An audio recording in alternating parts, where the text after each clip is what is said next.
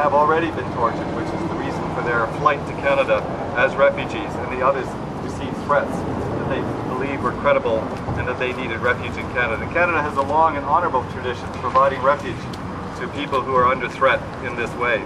And we believe that these men should have access to that same refuge, unless there is evidence against them that can be sustained in an open court proceeding.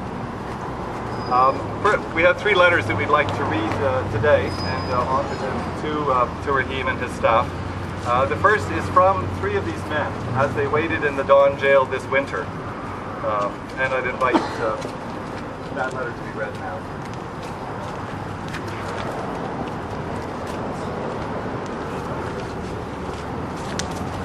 This was written back in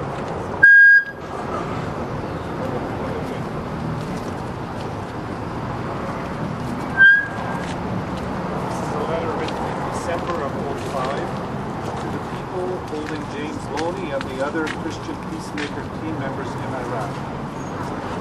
In the name of Allah, the most gracious and merciful, it's a letter written by the Muslim detainees in Iraq. Our names are Mahmoud Jabala, and excuse me if I'm not pronouncing it correctly, Mohammed Majud, and Hassan Almray. We have been detained without charge for between 4 and 5.5 years. Some of us have spent as many as 4 years in solitary confinement as well. We are being held captive under security certificates because the government of Canada alleges we are linked to terrorist organizations and that we pose a threat to the national security of Canada. Allah is witness to our innocence of these allegations. We are suffering a great injustice here in Canada because the government stereotypes Muslims and because of our strong faith and daily attendance at the mosque. We have been suffering innocently. Many Canadians have heard of our injustice and have been supporting us in our fight for freedom by contacting politicians, by holding demonstrations in front of the jail, by writing letters to authorities and spreading the word all over Canada by way of media. James Loney of the Christian Peacemaker Team is one of thousands of people who've been fighting to right this wrong. He is a person who has organized and motivated people to participate in the struggle for what is right. We have recently seen a photo of him in the newspaper, and it has saddened our hearts to learn that he is being held captive in Iraq.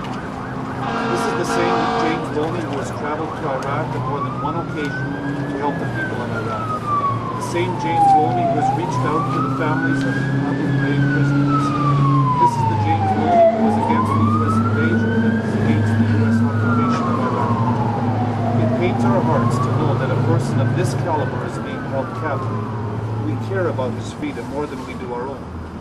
If you love Allah, if you have goodness in your heart, please deal with this matter as righteous Muslims and not let these kind, caring, compassionate, and innocent people suffer.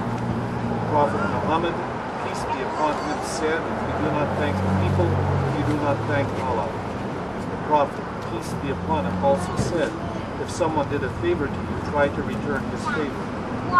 We hope and pray to see these captives freed as much as we hope and pray for our own freedom here in Canada, freedom for which Loney worked so hard. This letter is also signed by Sister Mona Olfuli, who is struggling to free her husband, Mohammed Majid.